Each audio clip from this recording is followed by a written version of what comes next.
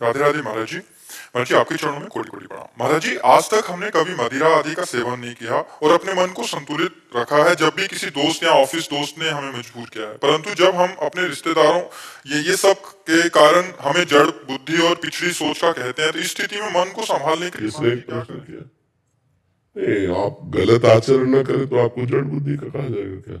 मुझे लगता है उल्टा है। जड़ बुद्धि वो लोग हैं जो ऐसा करते हैं, विवेकवान वो है जो नहीं करते हैं। आखिरकार कहीं ना कहीं सत्य का आदर तो होता ही बचा।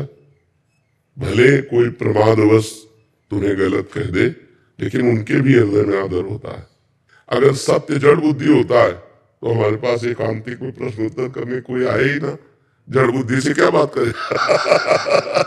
तो इसलिए हमें लगता है कि कोई हमें मूर्ख कहे या जड़ बुद्धि कहे या पुरानी रीति का कहे।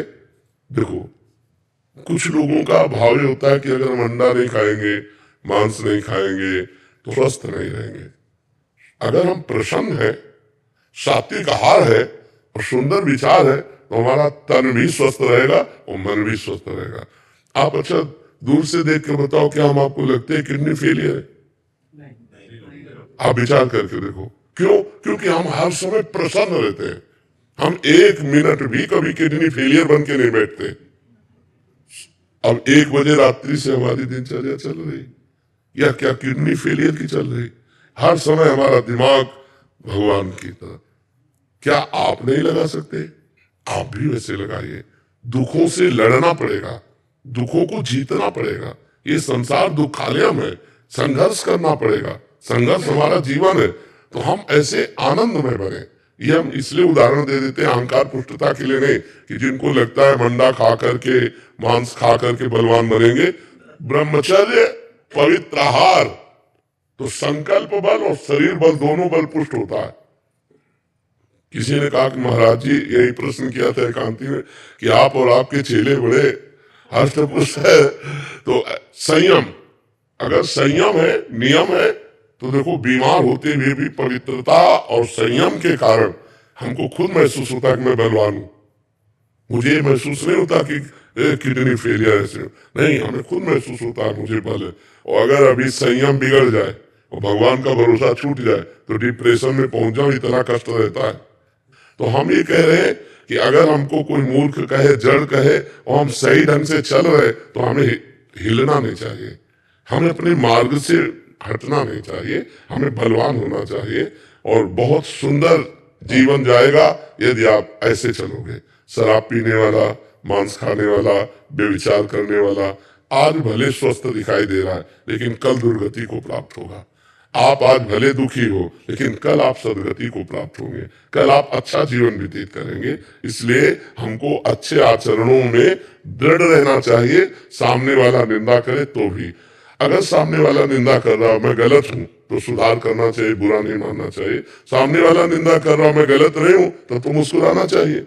फिर शोक नहीं करना चाहिए कि वो कहे जड़ बुद्धि, तो अपने को विद्वान दिखाने के लिए हम शराब पी ले, हम मांस खा ले, ऐसी गंदे आचरण नहीं करना चाहिए। काफी बच्चे तो महाराज जी इसी उसमें आ जाते हैं, दबाव में आके भी गलत आचरण करने लगते हैं। गलत है, गलत है। वो बच्चे कम बुद्धि वाले हैं।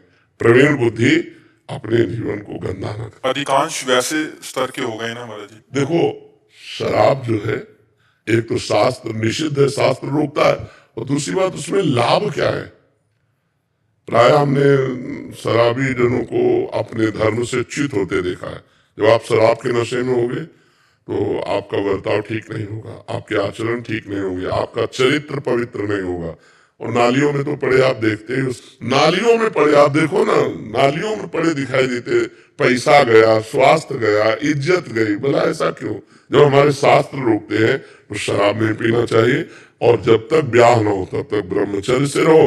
ब्याह हो जाए तो एक पत्नी व्रत धारण करो। ये जो चला है ना गर्लफ्रेंड बॉयफ्रेंड, ये बहुत नरक है, बहुत अपवित्र जीवन, पूरी गृहस्थी को चौपट कर देने वाला जीवन है।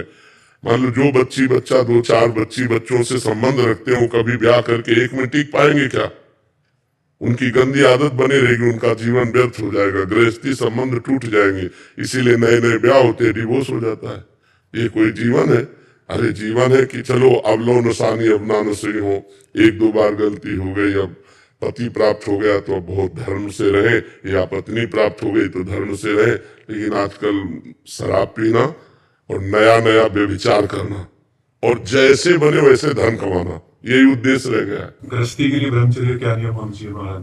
मासिक धर्म के 8 दिन बाद एक बार केवल संयोग कर सकता है, शास्त्रीय पद्धति के अनुसार। महीने में एक बार एक शिष्य ने अपने गुरुजी से पूछा कि हमारा ब्याह हुआ तो कैसे चले? तो उनका वर्ष में एक बार।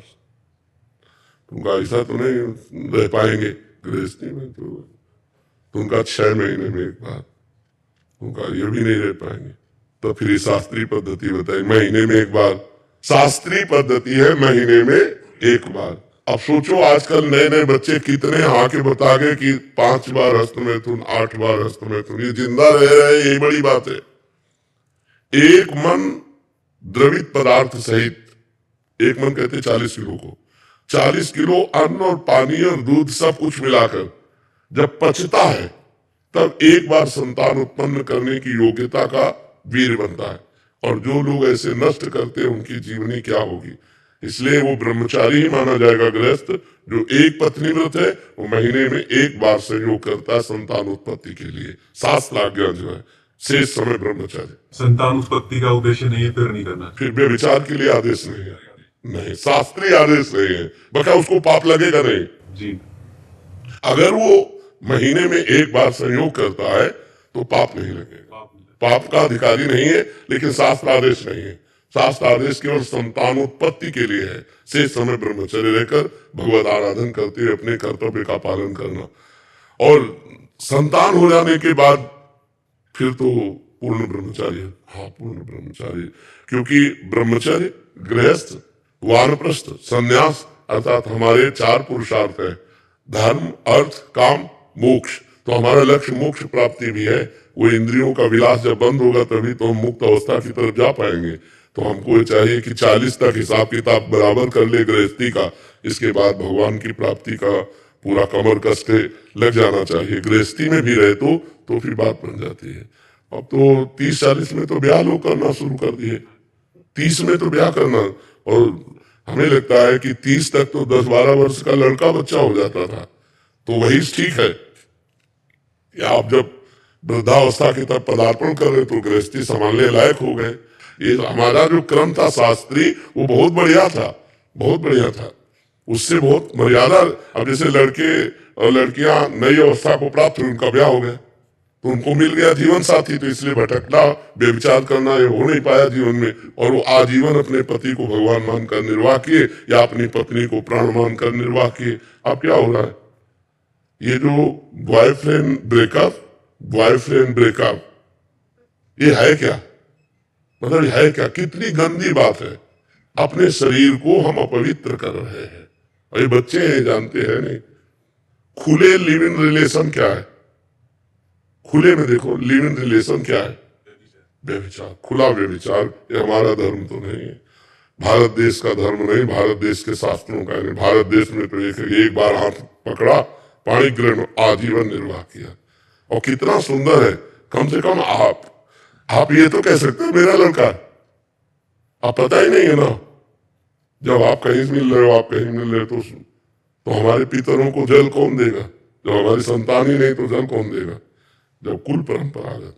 इसीलिए बहुत पवित्र रखा जाता था शरीरों को, कि हमारा उद्देश्य संतान उत्पन्न करना केवल भोग के लिए थोड़ी, हमारी पितृ परंपरा है, उनका श्राद्ध तर्पण है, हमारे पितरों के उद्धार के लिए, हमारी कुल परंपरा चलाने के लिए। अर्जुन जी भगवान से कहते हैं इसी बात को कि जब योद्धा मारे जाएंगे तो स्त्रियां दूषित हो जाएंगी, स्त्रियां दूषित होंगी तो वर्ण संकर संतान होगी, वर्ण संकर संतान होगी तो पितृ को श्राद्ध लुप्त हो जाएंगे, हमारे पितर भी कैसे तरेंगे। अब ये सब कुछ बातें मानना चाहिए तो भगवान की कृपा को, कि आप लोग कृपा करके सुन रहे संत बातें।